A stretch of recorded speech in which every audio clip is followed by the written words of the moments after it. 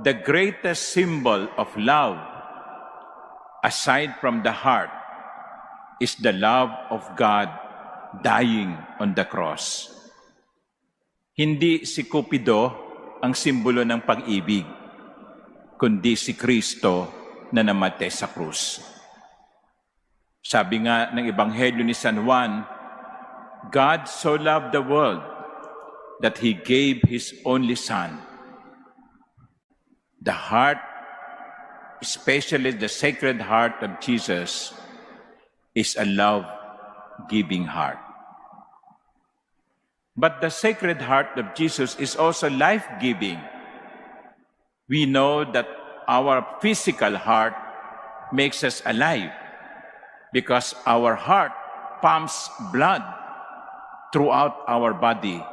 Kapag huminto ang pagtibok ng puso, hindi na ito magbubuga ng dugo na ikamamatay natin. Kaya nasa dugo, nasa puso ang buhay.